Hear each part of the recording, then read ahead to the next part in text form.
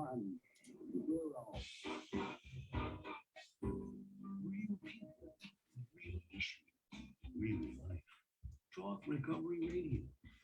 Live from the heart of the downtown east side, it's Talk Recovery Radio with Giuseppe Ganzi and Darren Gaylor on Vancouver's Co-op Radio, CFRO 100.5 FM. From the streets to the studio, bringing you addiction recovery stories from real people with lived experience and real experts on today's issues. Tune in live every Thursday, noon to 1, powered by U.S. Recovery. Real people, real issues, real life. Recovery Radio. And good afternoon, everyone. Hello. This is Giuseppe Ganci, and I'm with my co-host, Mr. Darren Gaylor. Hey, Darren. Hello. How's it going? It's going well. Welcome to Talk Recovery Radio, everybody.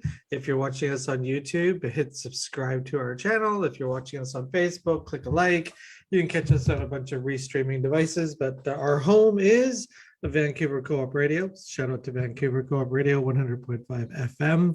And we're coming up to our 8th season, 8 years of shows, hundreds and hundreds of guests. And so we're excited for all of them.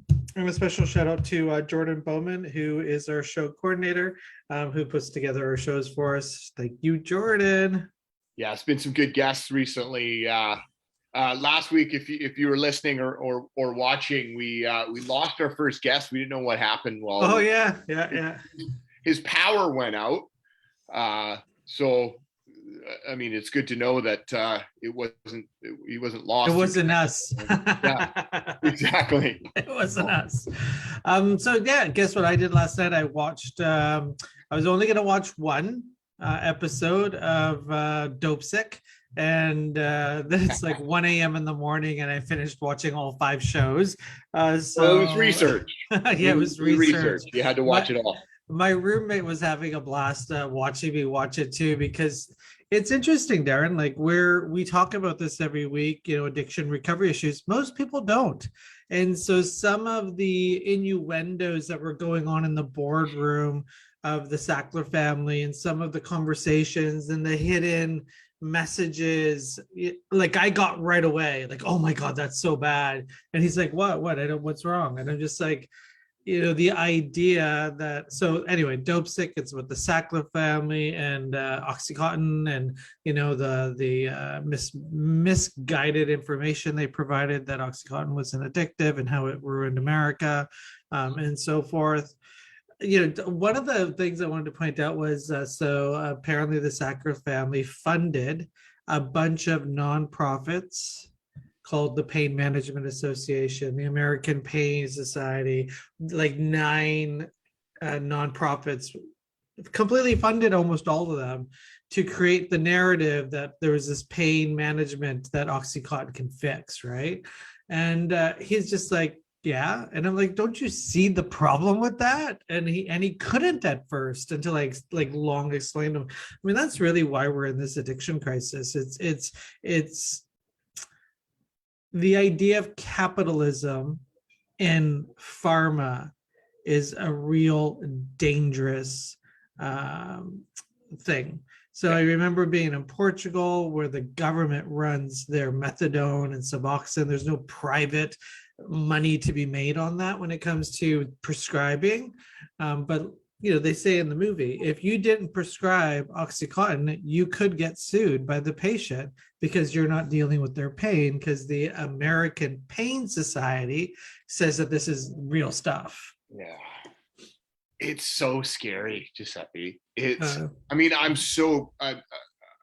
really thankful that we're able to see. I mean, yeah, it's Hollywood and it's movies.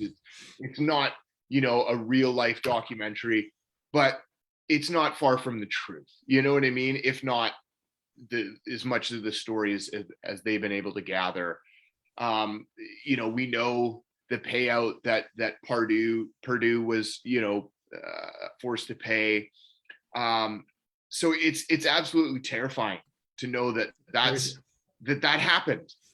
And it's still happening. And to think, well, that's it. And to think of the effect, like, I mean, I think this is why I have a little sympathy with people that are really afraid and distrustful. Like, I don't think I'm a conspiracy theorist at all, but when it comes to like the vaccines or ingesting something, like when we have the information of what, you know, CEOs and big pharma has done in the past, it's hard to be like, okay, you know, they've made up for it. They're not going to do it again. And, you know, it has a longer effect than just the people that have died and overdosed and got hooked on pain medication. Wait. They're still doing it. They're just calling it safe. You know, this might go bad, but the same company that created the OxyContin issues, Purdue Pharma, is now created the safe supply medication, calling it safe heroin.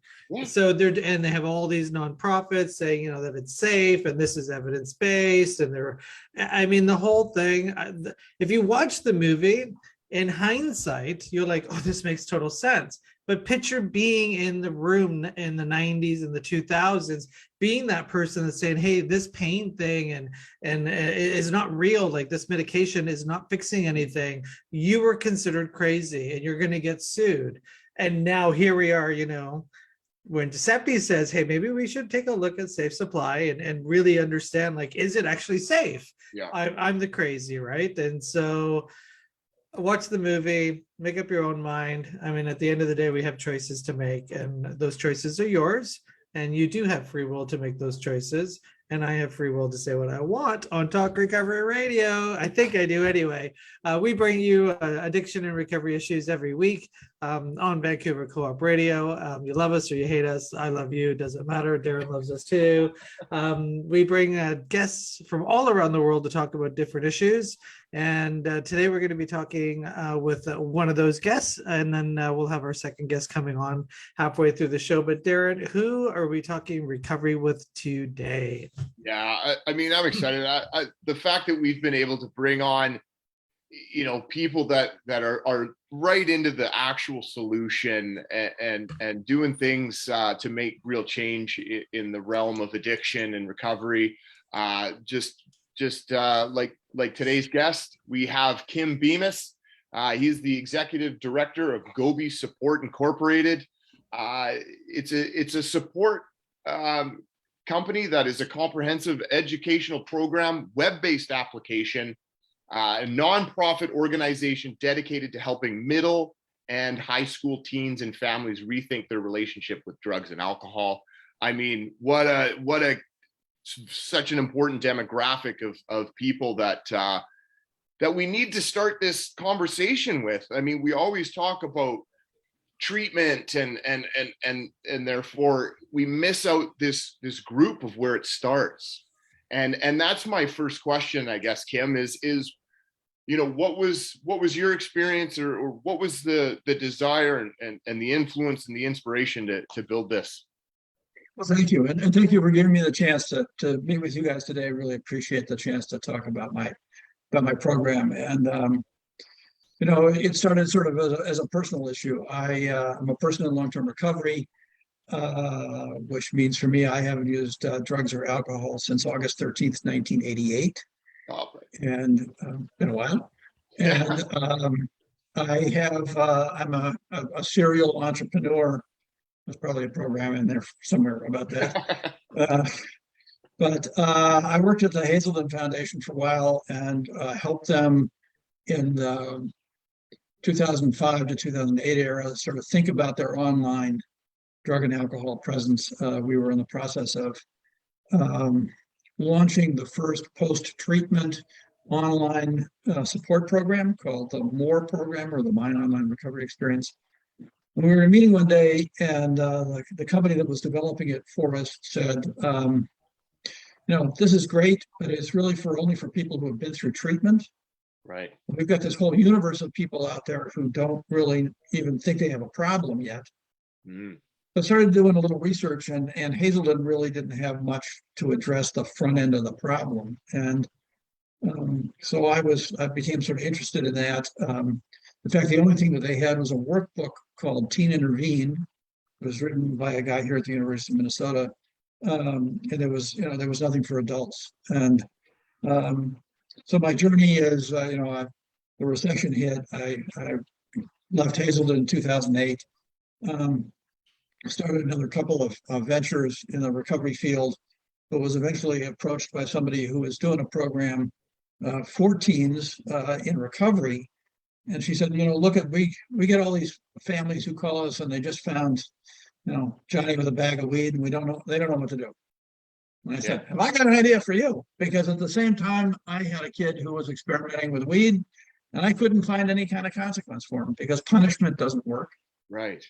And so I teamed up with this group and I went over to the University of Minnesota and met the guy who wrote that workbook, and he gave me one of his teaching assistants, and we started working on this. And we wanted it to be as a consequence, and an early, it's really an early intervention program.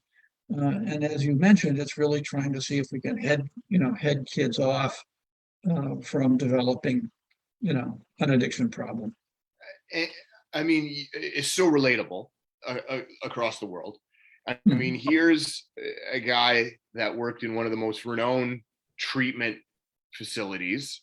And did you find the same frustration, powerlessness when you found, your son, starting to dabble a little bit? Like, I mean, you just became every parent everywhere at that point. And he was my second kid. So, yes, it's really hard as a parent. I mean, getting through those years from, sort of 13 to 22 are very complicated. And I wanted to be able to provide, something that was aimed at the kid, but it's also some support for the parents. Reality is, every treatment facility in the world has a family program, but this is really a 50-50 issue, especially when it comes to adolescents. And parents need to be able to get educated and understand some issues around their kid, and so we do, we think of ourselves as, one of the only ones that are sort of a parent and teen program together, because the program really is designed for parents and teens to do it as a family. A lot of people, the conversation about talking to your kids about drugs has been around for a really long time. But for some reason, we haven't been able to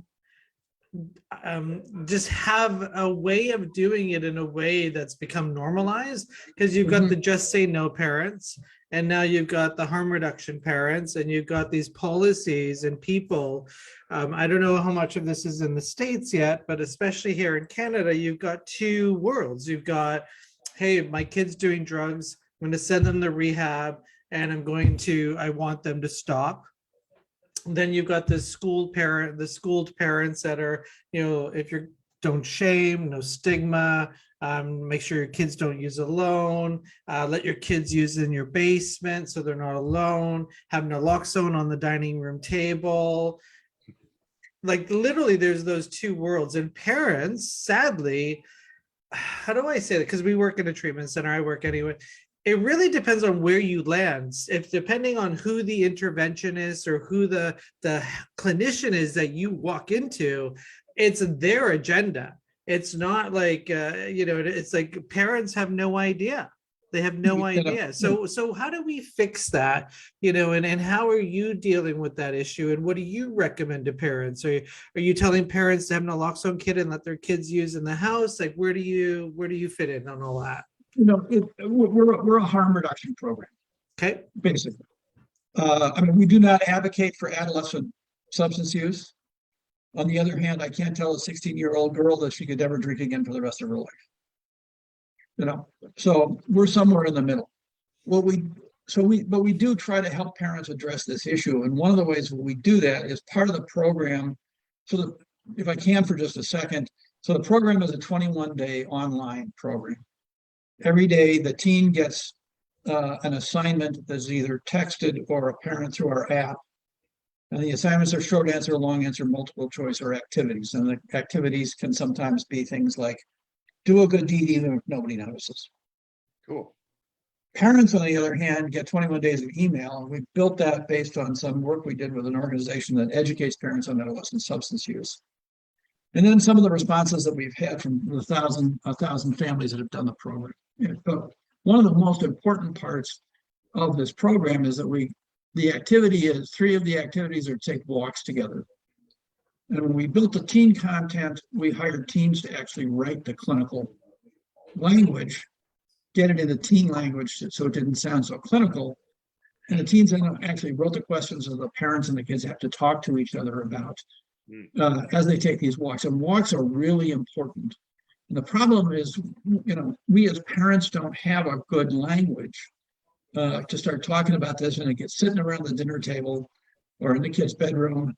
And, you get Darren, you got to stop doing this kind of thing. And actually, if kids have a really hard time with body language, especially adolescents. So if you get them outside and you're walking together, Wow. it sort of implies forward progress, but it also is a much better format for having these kinds of discussions.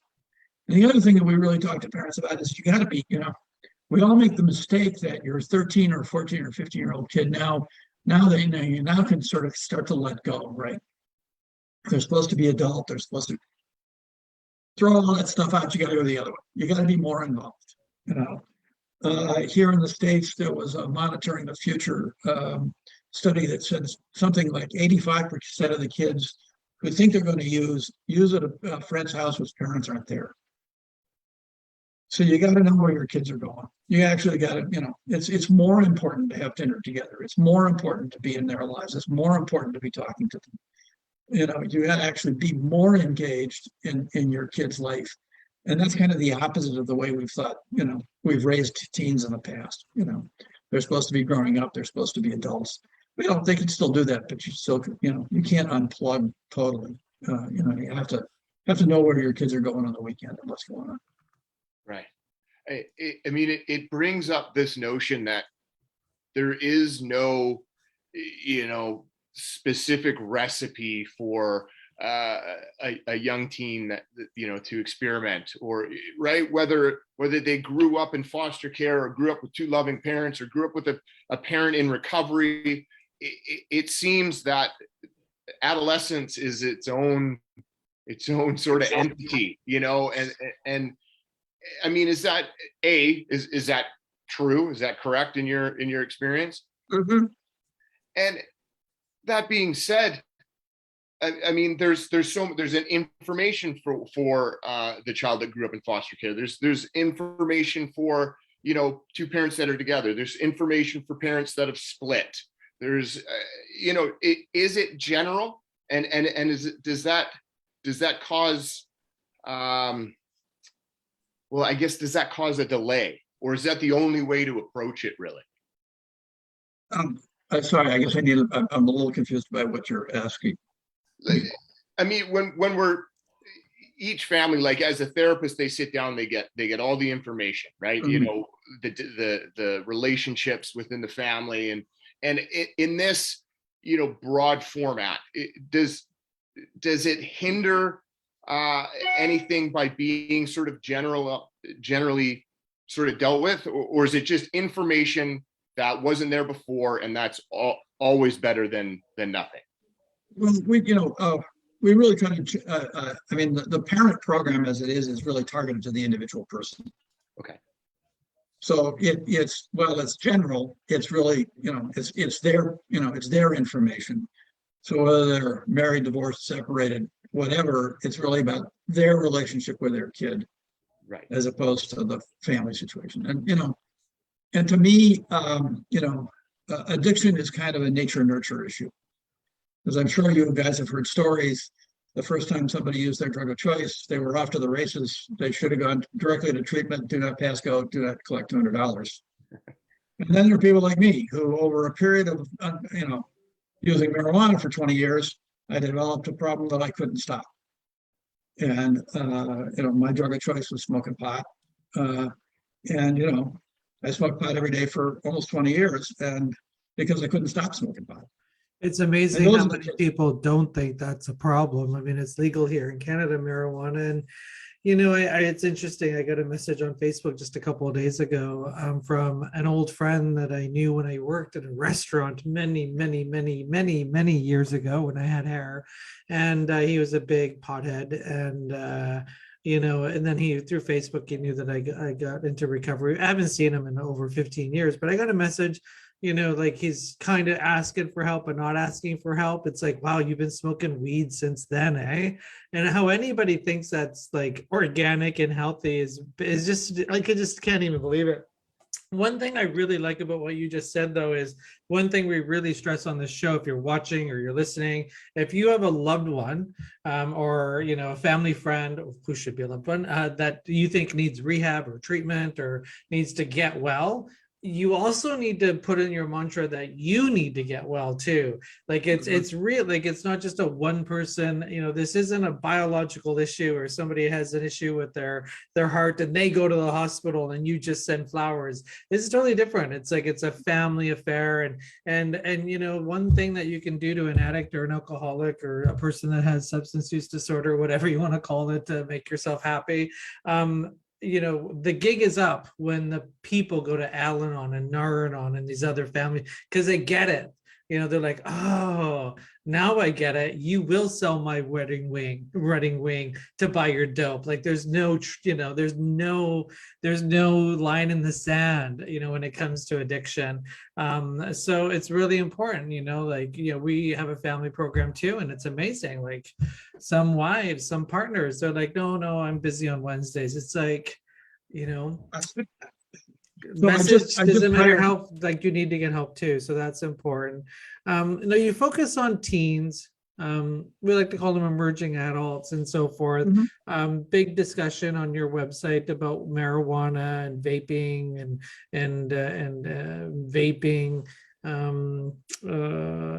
THC or whatever it's called. So drugs have been around forever. So do you think you've been in around this world since the 80s? What's different today in 2020? Where are we still? 2021 compared to 1995 when you were going to meetings and starting your recovery journey, being a new guy? I have a belief, but I want to hear what yours is. Like, what's happened? I hate to use the term normalized, but it has become much less of a stigma. So when my own personal journey is, a few years before I got sober, I decided I was going to do I was living in New York City. I decided I'd move back to Minneapolis, which is where I'm living, and I'd stopped smoking pot. So I met my new best friends, Jack Daniels and Jim Beam, and drinking became my issue. So when I finally started to get, to go to meetings, and I didn't go to treatment, I just went to meetings, I could identify as an alcoholic and as an addict. But in the early days, in my first meetings, I was told I couldn't talk about smoking pot in an AA meeting. It was only if you're an alcoholic, you can only be here. So, we have all understood now, and the progression has changed. So that, in the old days, it was kind of, the stigma was, we used to talk about the stigma of being an addict or an alcoholic was huge. And now that's just, much less of a problem. People understand that this is, this is a mental health issue, and it's not your fault. And it's not just a matter of, having a stiff upper lip or, shouldn't you just quit because your wife is so great? This is a problem, and now we have treatment and online programs and people talking about it on podcasts, and and it's become more understood and more normalized, and I think that's a huge change in the way we and we understand that whether you're have an opioid problem, a marijuana problem, an alcohol problem, we're all trying to do this together. We're all trying to stay sober today together. We're all trying to be in recovery today together. And that's really an important aspect of all the things that we do.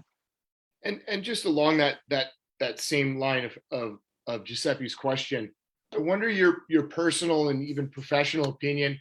I mean, today we have alcohol sold. It's normal. It's cigarettes, nicotine, one of the biggest killers. At one point, heroin, crack cocaine, that was all like street drugs, really on the bottom. Now with fentanyl, it seems we're starting to normalize heroin as the safe supply is. Like, what do you think with kids? At the beginning, what is helpful? Is it helpful to have it sold in the stores, and or is it helpful to have this fear-based? Don't ever touch that. You're a junkie if you use that. Where do you lie in that mindset? I prefer the science-based, not the scare tactic, but Right. When I was smoking pot, the really good stuff was, Thai weed. It was maybe 5 or 6% THC. Right. What I don't know about Canada, but what they monitor in Denver is now 19 to 25% THC. And the vast majority of the families who, contact me, their kid is vaping THC, which is 70 to 90% THC. We have no research on this. Right. We have no research on this. And what's happening to those kids? How are they showing up? Well, I'll tell you exactly, going back to something I wanted to mention, I get this every day. So people find me by Googling, my kid smoking pot. And, I get these long emails from parents that said, my kid was a 3.7 GPA kid, and he was a varsity athlete. And a year later, his grade point average is, 2.1, and he's quit the team, and he doesn't come out of his room. He smokes pot every day. And I get at least one of those a day, so I think that I have no problem with adult use. I mean, that's somebody wants to join once in a while. I don't really care. I'm very concerned about adolescent use and adolescent addiction.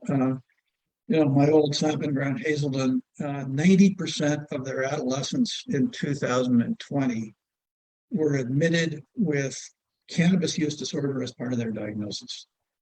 90% of their adolescents. Yeah, we have a youth program for 13. This show's powered by a treatment center called Last Door and Westminster House, and almost all the kids, 13 to 18-year-olds, their drug use includes cannabis, and it's quite interesting trying to get a kid addicted to cannabis into treatment. There's no funding for it. And yet there were all these promises when cannabis was made legal that, they would support healthcare, and, if people had issues with it.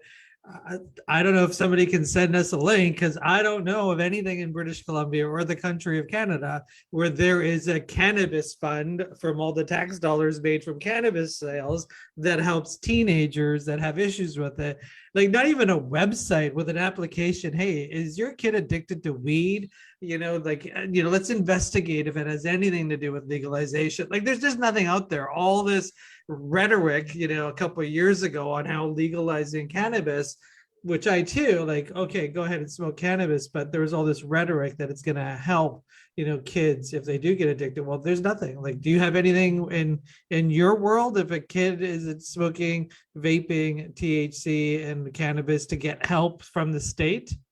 I'm in Minneapolis, and in Minnesota, there was a marijuana commercialization bill introduced in the last session. It didn't make it through. It made it through the House, but not the Senate. And in there was a 10% tax on sales, and all that went to the general fund. There was no earmark for any kind of treatment, even though that was, theoretically one of the things that was supposed to happen. And this is true in Denver and California and all the other states that have legalized here. One of the things that people don't understand is the costs associated with legalizing marijuana. Everything that, this is going to be a huge tax boon. And the governor of Colorado said, you don't legalize this for the tax revenue. It's 0.78% of the budget. It's not even, doesn't do much. And what some studies have shown, in the US, we spend for every dollar of alcohol revenue, we spend $13 and support services. For every dollar of nicotine, tobacco, we spend $9. Why is this going to be different? I mean, why is the revenue that we get from marijuana suddenly going to be free and clear of any consequences and any additional treatment support or highway safety issues or absentee presenteeism issues or any of those kinds of things? I mean, there's a push from large corporations and Wall Street to do this because there's a lot of money in it. Oh yeah. So the question I'd like to ask a lot too is, so you've got a mom, a dad, somebody's listening to the show, and their kid is starting to go from a 3-point average to a 2-point average, whatever. And you're like, hey, I think you're smoking too much weed, Johnny, or hey, like you don't look so good. What's going on? And the kid's like, flipping the bird, I'm out of here. What do you do? We don't. One of the reasons why I think working with teens is important is parents still have leverage, and you can't tell a 35-year-old what to do, but a 15-year-old living in your house you have some leverage with, and parents need to take some control. And I get too many parents who want to be their friends and not be the parent, and these are issues that parents need to assert some control over, and you can do it in a good way. I mean, I'm worried about your health and I want you to make better health choices. And here's an opportunity to do a program that we think is a healthy choice. And, you can do that, or we can take the door off your room. We can take your car keys away. We can, I had this conversation with a woman recently about, being a parent, and, you have to help kids make some better choices. But, smoking pot every day isn't the best health choice. And if we can help divert some of those kids from needing your services and overwhelming your system, then we're happy to, then that's what we're trying to do. And I mean, I just so much appreciate the importance of information and education, before needing, to figure out whether your child needs rehab or needs or is an addict or needs need to wait till they're arrested. That just, I mean, I think the biggest thing, I mean, I love the walk and talk.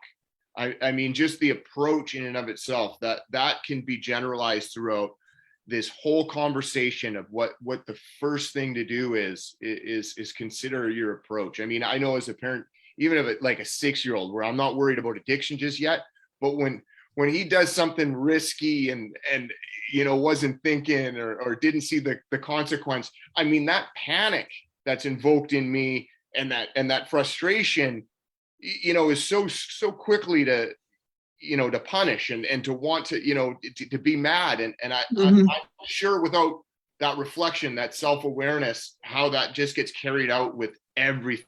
And especially when the teens become a little bit more separated from parental control and their whereabouts is somewhat unknown, that, I mean, parents must just be in a panic when it comes to this conversation and the first signs of behavior, and to just know to slow down, get some information that's true and real, and educate yourself, and then consider you've been reading my content. Well, I took a look at the blogs. Yeah. I mean, that was why I asked that one question of what do you think is important, because all of these, there's so many new blogs now with the danger of cannabis, where 20 years ago, 10 years ago, it was that's the least of my problems if my son's experimenting with pot. But like you said, just in the change of intake and the vaping and how it's more pure, and I mean, things are different, and we need to have a different approach as we move along into more will definitely be revealed as time goes on. And it's complicated because you definitely get put in a place where people criticize you for questioning the status quo when it comes to drug use and drugs and so forth. So we'll see what happens. I mean, we started off the show talking about OxyContin, and if I watched that TV show, what's it called, Dope Sick. I mean, if you were in that room 20 years ago saying that OxyContin's bad, you were considered somebody that's conspiracy wacko. So more will be revealed, but we got to move on to our next guest. Really appreciate you being part of the show. So you can happy to help anybody in Canada who wants to go to Gobi it's Support. digital, virtual, so you can go on Facebook. Please, you just please, search for please Gobi reach out to me. Support. Happy to help. And what's your website? Your website is It's Gobi GOBI.support SUPPORT. .com. Nope, Okay. just All right. Gobi.support. And you can see the link here in our Facebook feed as well. And we appreciate you being on our show. Thank you very much. Thank you so much. And, Really appreciate it. thank you for all the work that you do Good. helping teens and their families, and appreciate it. Thank you. Take care, Thank you very Kim. much. Take Thanks, care. Appreciate it, guys. Thank you very much. You're listening to Talk Recovery Radio, powered by New West Recovery, Canada's recovery community. You can follow us, talkrecoveryradio.com. You can stream us if you're watching us on YouTube. Click subscribe, and of course, iTunes, Spotify, and all your regular streamers. And shout out to Vancouver Co-op Radio for giving us some space on the radio to talk about addiction and recovery. And that's Darren there. We just finished talking to Kim, who helps teens recover from substance use. Kind of got into a marijuana conversation there, but I guess when you're talking about teens and substance use, marijuana is definitely something that's going to come up. So we got our next guest on air. Hello, Steve Palmer. How are you? Hey there. How are you? Welcome to the show. I'm doing well. Steve is the author of How the Restaurant Business Saved My Life. He's got a personal story of overcoming, if I can say, addiction. So, Steve, why don't you start off maybe by the ever so qualifying? So, what got you in the realm to even have a story to write a book about? It's funny. Well, thank you for that intro. What got me in the realm was a lot of bad decisions. Okay.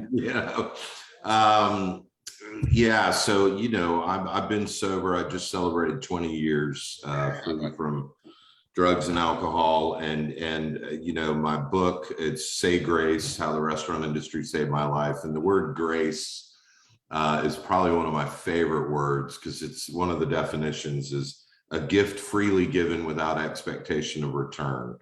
And I've been in the restaurant business my whole life. I started washing dishes when I was 13.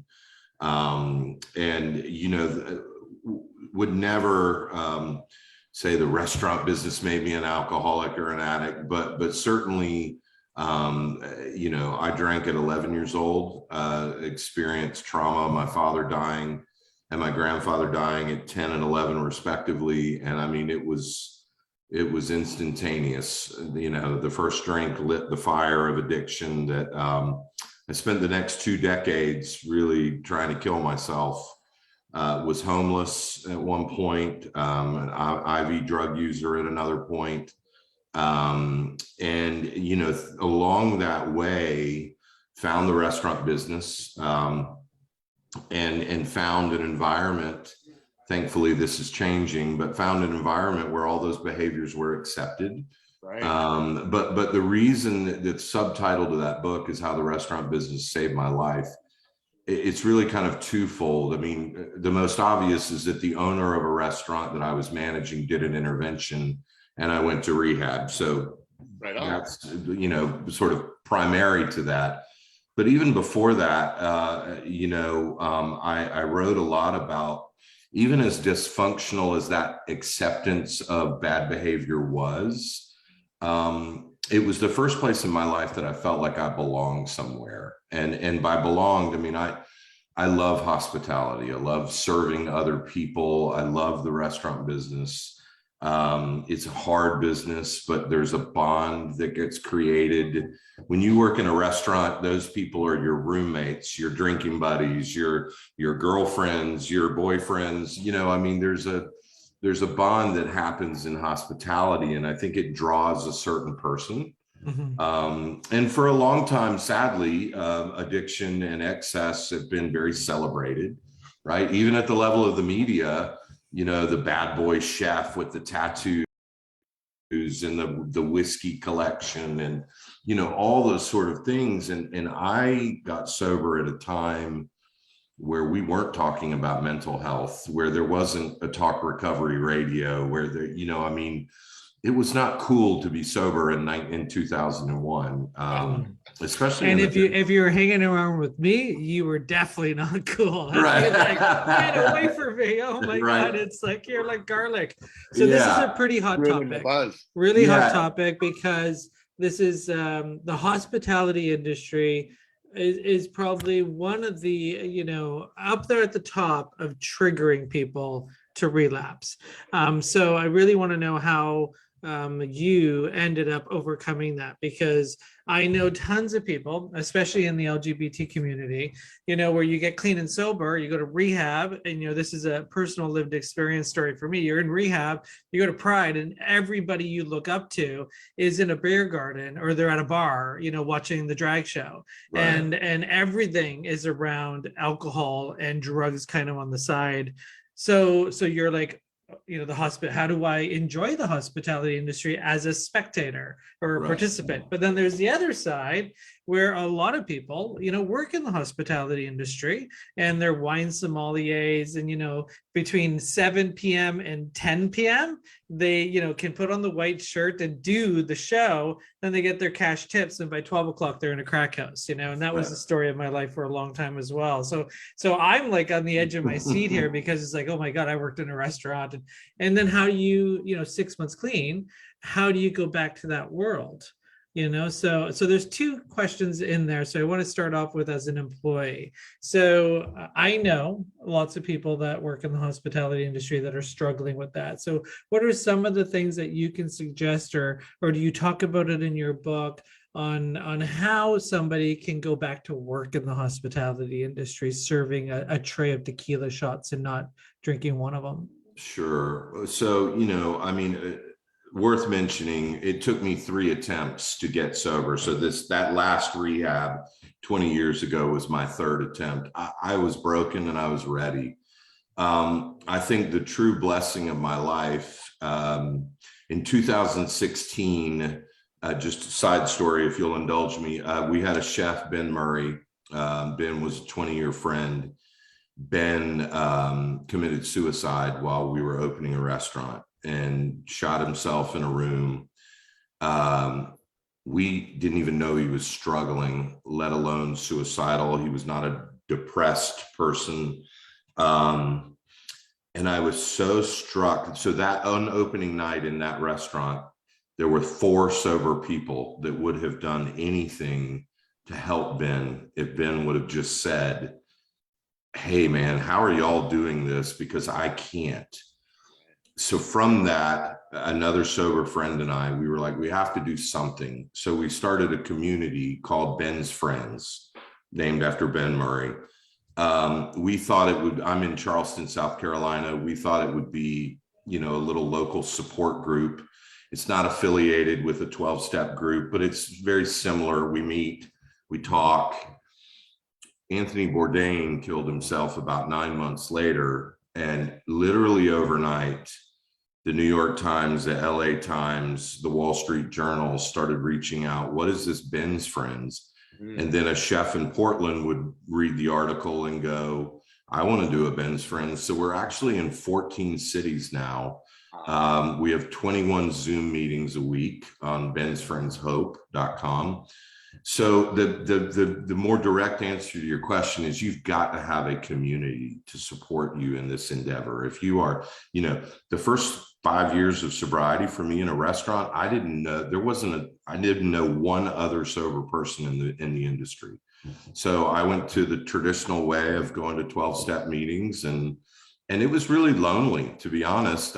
You know, people in the recovery community were sort of like, ooh, the restaurant business, you need to get out of that. Mm-hmm. And people in the restaurant business were going, dude, you used to be a sommelier. Why are you like, what? You don't drink? What is that? Just And- one. It's and just I would go wine. to parties or the drag shows, or, you know, like I'm a very social person. So I'd be out and I'm like, well, you know, I'll just have a Red Bull or I'll have a Diet Coke. Well, why don't you drink? But it's community, man. It is the beauty of what's happened in Ben's Friends. And, you know, obviously when COVID hit, I mean, isolation is the enemy of early recovery, right? I mean, when you're first sober, you need to be around other sober people, whatever that looks like. Doing sobriety by yourself is just not. And I think most of us that are addicts would agree that at the end of our addiction, we were drinking alone, doing drugs alone. So in COVID, we were like, what are we going to do? And immediately started launching Zoom meetings. Early recovery is about community, man. And listen, 20 years, I still go to meetings. I still need to be connected, but especially in the restaurant industry where every night you're serving booze, every night you're around people, you have to have a community of people to support you. Mhm. I mean, It's very I'm sure, you know, if I know Ben's mindset prior to his act of suicide, was that he believed that he was alone in that Yes. he believed that he was all by himself in the struggle, that no one understands him. And I mean, that's where I ended up. You know, it doesn't matter whether I've seen a movie or documentary on recovery or that I know that AA meetings exist or there's a treatment center down the road. It doesn't matter. My true belief is that like nobody understands this. Right. And I mean, for you to say like there's 4 of you there, I mean, that's just like, how do you get that message out? Right. You know, like that's so key. So now with Ben's Friends, is that specific to those working in the restaurant industry or this hospitality industry? I mean, yes, Darren, but we're not going to tell somebody they can't come. You know, I mean, like Yeah. we would never. And what's interesting, like there's people that are real estate guys who used to bartend. Believe it or not, we have a winemaker in Portland, Oregon, who's 8 years sober, who still makes wine and is sober. So yes, it is specifically okay. I know that's like we are specific to the industry, but we would never exclude anybody, and mostly because, as you guys know, and there are many but the restaurant business really is a subculture. Right. And so what we sort of happy accident, somebody walks in, they're 1 day sober, they're 1 hour sober, they're not sober, but they're a line cook. They can look around that room and go, these are my people. Even if I don't really understand sobriety and all of that, I know that's a bartender. I know they know what Saturday night at 8 o'clock feels like. Yeah. And there's power in that. And what do you think? Has it always been this way, or has it grown? Like, I mean, generalizing the hospitality industry or the restaurant, you know, that it's, you know, sell drinks, make money, party to the next morning because you don't have to start till late, you know, like, and I mean, your story is that somewhere in there, one of these bosses, one of these people that run a restaurant, like took the time to intervene, you know, whether he paid financially or just, you know, gave you some time off or whatever it was. Like in every business, there's a dirt bag that's all about the money and he doesn't care how his employees are. And then there's the guy that wants to build a family and a community within that business and knows how to be successful in that way. Like, is it also important to, you know, look at where you're looking for work and who's hiring you and what that mentality is within the employees? Yeah, I think now, you know, like we as a company, so I'm a partner in 24 restaurants now. And so here's some things, like we stopped doing shift drinks, right? The time honored tradition of the shift is over, let's pound at the bar. Right. We just said, hey, we're not going to do that. Whatever, if you want to go do that outside of our 4 walls. We started we pay for mental health counseling. So anybody, anywhere, Our 1,000 employees can go see a therapist and we'll pay for it. We have a home loan buying program where we will give you the down payment for your home, interest-free for 3 years. And we make nothing, but we've helped 17 people buy homes. So That's pretty powerful. it's cool. And so to answer your question, I think, look, if you're a hospitality professional, you should be evaluating the values of the place you're going to go work, because by the way, the money is the same, right? I was a tipped employee for 10 years. I'm all about it. But you can do it in an environment where we've got full medical and dental. We're paying for mental health. We're not drinking on the job. We're a more professional organization. Or you can go to that place where the bartender's lining up the shots for you. It's like, where are you in your life and what are you trying to achieve? And one of the best places to get information on how to overcome addiction definitely is from people with lived experience. And we're talking to Steve Palmer, author of Say Grace, How the Restaurant Business Saved My Life. So we got a few minutes left in the show. So this book is going to do what if somebody reads it? So it's been interesting. And, the book came out. I'm not an author, right? I'm a restaurant guy. Well, you wrote a book, so I wrote a book. Author now. I can't, it came out, it went #1 on Amazon. The emails that I have gotten across the country, the mother with the son who's dead from heroin, the guy it's 7 a.m. and he's still awake. What I hope by reading this book, so 100% of the proceeds are donated to Ben's Friends. And what I hope this book offers is hope. Because when you get into the details of my story, like there were a lot of failed attempts, there were a lot of jails, I was a mess. I was not the guy you were going to bet on to turn things around. I just wasn't. I hope that it offers, the biggest message of Ben's Friends is like, look, if you love hospitality, you can stay sober in the industry and work in the industry, because a lot of us really love it. The industry's taken a lot of hits over the last 4 or 5 years. Employee conditions, Me Too. There's been a lot of rocks thrown in our industry, but I hope that people read the book and realize, A, how wonderful the industry is, how loving people in the industry really are, and that we're really having this watershed moment about mental health. And I think it's cool. There's some real, not just our voice, but some real voices out there that are stepping up and saying there's a better way for us to run our restaurants. We need to care for people, right? I say this all the time. We spend every night taking care of other people, but we're just now figuring out how to take care of ourselves. And when you can get in that environment, so I hope the book offers a little insight to that. I love it. You think, the generalization again, you think you walk into a restaurant, you see the owner, schmoozing and, like that kind of thing. That's what it was all about, that it was, and to hear the story of like from on the street to, into the restaurant industry or the hospitality industry, and then going above and beyond that, like, actually having your own restaurants, partnering and changing how, people are treated and making that mental, that is like, I get so frustrated why not every single company isn't doing that. Right. Like it seems like common sense nowadays, especially, but the fact is it's got to start somewhere, and it's got to start, oftentimes just one dude. Right. So congratulations.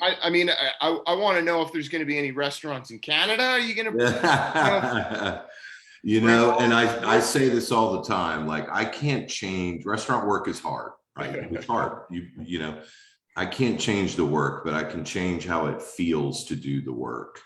And if we do that right, then you should love your job, right? And don't we all are craving, I think, especially the younger generation, this like, I want to know that my company has values. I want to know that they care about things. I want to know that And you know, man, it's just not that hard. I'll be honest. I mean, you know, you establish what your values are, then you communicate your values on a daily basis. Hey, these are our values.